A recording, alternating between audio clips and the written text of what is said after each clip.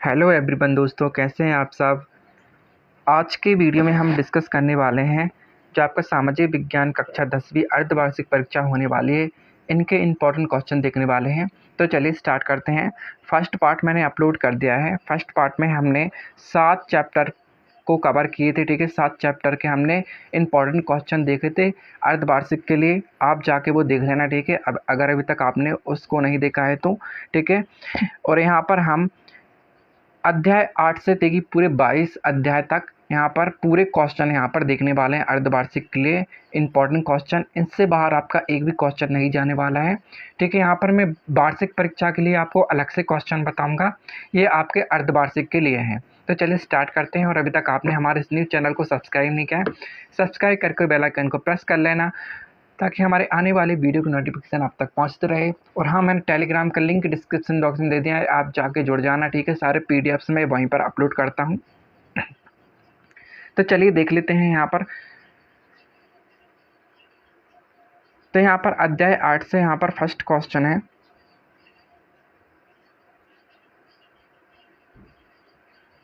तो यहाँ पर अध्याय 8 से फर्स्ट क्वेश्चन है,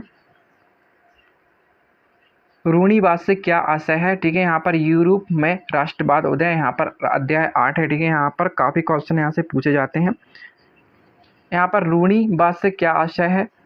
सेकंड क्वेश्चन है, उदारवाद का क्या अर्थ है बताइए। जॉल वेराइन क्या था, इसका उद्देश्य क्या था, ठीक है, ये बताना है आपको। यूनानी स्वतंत्रता युद्ध पर टिप्पणी लिखिए। 1830 की क्रांति के फ्रांस पर क्या प्रभाव पड़े। यहाँ पर जितने भी क्वेश्चन बता रहा हूँ आपके बोर्ड एग्जाम में भी बिल्कुल हेल्प करेंगे ये, ठीक है। 2 मार्क्स के लिए सबसे ज़्यादा पूछे जाते हैं बोर्ड एग्जाम में, ठीक है। इसीलिए आपको अर्धवार्षिक की अच्छे से तैयारी करनी है ताकि आपकी आधी तैयारी वार्षिक परीक्षा के लिए, बोर्ड एग्जाम के लिए हो जाए। अध्याय 9 से देख लेते हैं, भारत में राष्ट्रवाद। भारत में राष्ट्रवाद से करें तो यहाँ पर सबसे ज़्यादा इसी से क्वेश्चन आते हैं, आपको इस चैप्टर को अच्छे से करना है। रॉलेट एक्ट क्या था, बहिष्कार से क्या आशय है।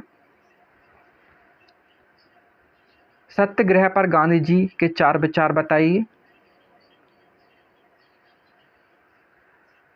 क्वेश्चन 4 यहाँ पर असहयोग आंदोलन के 4 कारण लिखिए। भारत में आधुनिक राष्ट्रवाद के उदय के 4 कारण लिखिए। सिवर्ण अवज्ञा आंदोलन का वर्णन कीजिए। यहाँ पर ये सारे क्वेश्चन मोस्ट इंपॉर्टेंट क्वेश्चन है, आपको सबको कवर करने हैं, ठीक है। अगर आप अर्धवार्षिक में इतने क्वेश्चन कर लेते हो कवर तो आपकी आधे बोर्ड एग्जाम की क्या पूरे बोर्ड एग्जाम की तैयारी हो जाएगी। उनके लिए मैं आपको अलग से बताऊंगा, ठीक है। यहाँ पर अध्याय 10 है आपका, भूमंडलीकृत विश्व का बनना। फर्स्ट क्वेश्चन है, कॉर्नर लॉ क्या था। वीटो निषेध अधिकार का क्या अर्थ है। आयात शुल्क से क्या आशय है। रेशम मार्ग से किन किन वस्तुओं का व्यापार होता है। 19वीं सदी में तकनीक की भूमिका को स्पष्ट कीजिए। अब अध्याय देख लेते हैं, यहाँ पर सारे इंपॉर्टेंट क्वेश्चन है, ठीक है। अध्याय 11 देख लेते हैं, औद्योगिकरण का युग, ठीक है। यहाँ पर ये युग है, ठीक है, युग नहीं है। जाबर कौन थे। औद्योगिक मजदूरों या औद्योगिक उत्पादन से क्या आशय है। जमशेदजी जीजीभाई कौन थे। सेठ हुकुम चंद कौन थे। लंदन को फिनिशिंग सेंटर के रूप में क्यों जाना जाता है। 1840 के दशक के बाद रोजगार की स्थिति का विश्लेषण कीजिए। बहुत सारे उद्योगों में श्रमिकों की मांग मौसमी आधार पर घटती बढ़ती क्यों थी, ये आपको बताना है, इसका रीज़न क्यों बढ़ती थी, ठीक है। यहाँ पर सारे क्वेश्चन भी इंपॉर्टेंट क्वेश्चन है। चलिए नेक्स्ट अध्याय देख लेते हैं। यहाँ पर आपका है अध्याय 12, मुद्रण संस्कृति और आधुनिक दुनिया। यहाँ पर फर्स्ट क्वेश्चन है, पंचांग से क्या अर्थ है। निरंकुशवाद से क्या अर्थ है।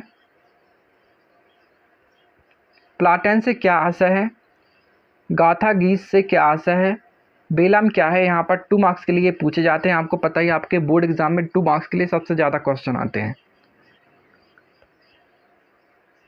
मुद्राण तकनीक सबसे पहले किन देशों में विकसित हुई? मुद्राण संस्कृति के 2 परिणाम बताइए। मुद्राण संस्कृति ने भारत में राष्ट्रवाद के विकास में क्या मदद की? यहाँ पर आपको जितने भी मुद्राण से रिलेटेड है आपको एक अच्छे से क्वेश्चन तैयार कर लेना है, ठीक है। आपको अच्छे से आंसर याद हो जाएगा उसका। अध्याय 13 सत्ता की साझेदारी। फर्स्ट क्वेश्चन है, संघ सरकार किसे कहते हैं? गृह युद्ध किसे कहते हैं? बेल्जियम में गति संरचना जटिल कैसे है? व्याख्या कीजिए। ठीक है, यहाँ पर बेल्जियम में जाति संरचना जटिल कैसे है, ये व्याख्या आपको बतानी है। सत्ता के 36 बार लंबवत वितरण के बीच अंतर बताइए। चलिए आप नेक्स्ट अध्याय देख लेते हैं, संघवाद। ठीक है, यहाँ पर आपका अध्याय 14 है ये, संघवाद। क्षेत्र अधिकार क्षेत्र क्या है? गठबंधन सरकार से क्या आशय है? भारतीय संघ में कितने राज्य तथा कितने संघ क्षेत्र हैं? संघ की व्यवस्था की 3 विशेषताएं बताइए। सत्ता की विकेंद्रीकरण से क्या आशय है? भारत में सत्ता के विकेंद्रीकरण पर एक लेख लिखिए। इंपॉर्टेंट क्वेश्चन है ये, ठीक है। अध्याय 15 जाति धर्म और लैंगिक मसले। पारिवारिक कानून क्या है? सांप्रदायिक राजनीति किसे कहते हैं? सांप्रदायिकता क्या है?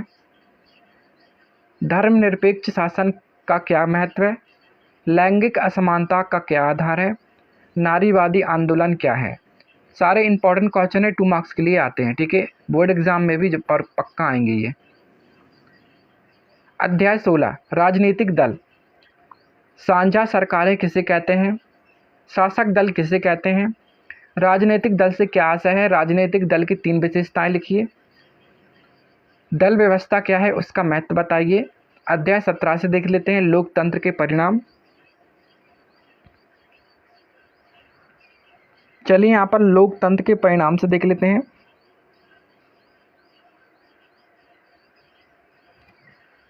फर्स्ट क्वेश्चन है यहाँ पर, तानाशाही का क्या आशय है?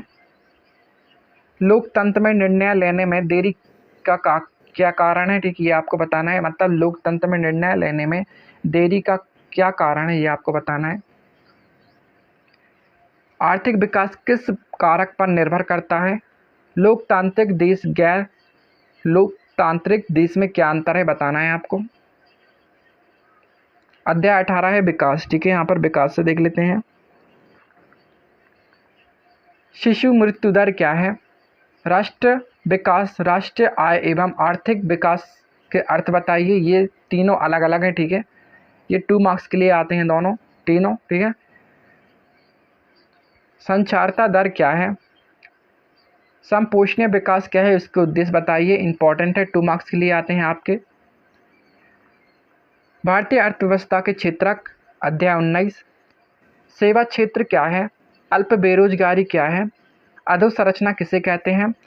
प्राथमिक द्वितीयक और तृतीयक क्षेत्र के एक एक उदाहरण बताइए। प्राथमिक द्वितीयक तृतीयक क्षेत्र से आप क्या समझते हैं? इनकी 3 विशेषताएं लिखिए। Very very most important question है इस अध्याय से, ठीक है। चलिए अध्याय 20 देख लेते हैं, मुद्रा और साख। वस्तु विनिमय क्या है? मुद्रा क्या है? इनके कार्यों की व्याख्या कीजिए। इंपॉर्टेंट क्वेश्चन है। विकास के लिए ऋण की भूमिका बताइए। यहाँ पर ऋण है ये, ठीक है, आप इसे सुधार लेना। यहाँ पर ऋण है, ऋण नहीं है, ठीक है। एटीएम क्या है, स्पष्ट कीजिए। भारतीय रिजर्व बैंक के 3 कार्य लिखिए। स्व सहायता समूह गठन के कोई 4 उद्देश्य लिखिए। इंपॉर्टेंट क्वेश्चन है। अध्याय 21 देख लेते हैं, वैश्वीकरण और भारतीय अर्थव्यवस्था। बहुराष्ट्रीय कंपनियों से आप क्या समझते हैं? श्रम विभाजन क्या है? 2 बहुराष्ट्रीय कंपनियों के नाम लिखिए। वैश्वीकरण क्या है? भारत में वैश्वीकरण का प्रभाव क्या है? बहुराष्ट्रीय कंपनियां कहाँ स्थापित की जाती हैं? कंटेनर क्या है, इसकी उपयोगिता बताइए। इंपॉर्टेंट क्वेश्चन है सारे, ठीक है। इस चैप्टर से भी आपके बहुत क्वेश्चन आते हैं। चलिए लास्ट चैप्टर देख लेते हैं, उपभोक्ता शोषण। Very very most important chapter है ये, ठीक है। चलिए इससे देख लेते हैं, एकाधिकार क्या है?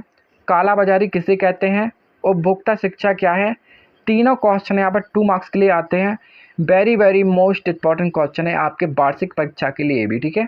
उपभोक्ता शोषण से क्या आशय है, इनकी दो प्रकार बताइए। सूचना का अधिकार किसे कहते हैं। उपभोक्ता जागरूकता का महत्व 4 बिंदुओं में लिखिए। यहाँ पर ये तीनों question very very most important है अर्धवार्षिक और आपके वार्षिक परीक्षा के लिए। उपभोक्ता शोषण से बचने के कोई 4 उपाय बताइए। उपभोक्ता शोषण के 4 बिंदु लिखिए, वेरी वेरी मोस्ट इम्पॉर्टेंट है, ठीक है। आपके लगातार 3 साल आया ये क्वेश्चन। यहाँ पर दोस्तों मैंने आपको सारे क्वेश्चन यहाँ पर अध्याय 8 से पूरे अध्याय 22 तक सारे क्वेश्चन मोस्ट इम्पॉर्टेंट क्वेश्चन मैंने आपको बता दिए हैं। और मैंने आपको फर्स्ट पार्ट में अध्याय 1 से लेकर अध्याय 7 तक के सारे इंपॉर्टेंट क्वेश्चन बताए हैं, ठीक है। वो भी आपको करने हैं और ये भी आपको करने हैं। यहाँ पर मैंने आपको अर्धवार्षिक परीक्षा से पहले ही बता दिए हैं ताकि आपकी तैयारी अच्छे से हो सके, ठीक है। अगर आप इसका पीडीएफ लिंक चाहते हैं तो मैंने टेलीग्राम पर इसका पीडीएफ लिंक शेयर कर दूंगा, ठीक है। लिंक डिस्क्रिप्शन बॉक्स में दे दिया है, आप टेलीग्राम से जुड़ जाना। यहाँ पर हम वार्षिक परीक्षा के लिए अलग से आपको इम्पॉर्टेंट क्वेश्चन बताएंगे और यहाँ पर अर्धवार्षिक के लिए हम आपको इम्पॉर्टेंट ऑब्जेक्टिव भी बताएंगे, ठीक है। हर चैप्टर से आपके अच्छी तैयारी हो जाएगी। वीडियो कैसा लगा चैनल को सब्सक्राइब जरूर करना और वीडियो अपने दोस्तों में ज़्यादा शेयर करना, कमेंट बॉक्स में ज़रूर बताना। Thanks for watching my video.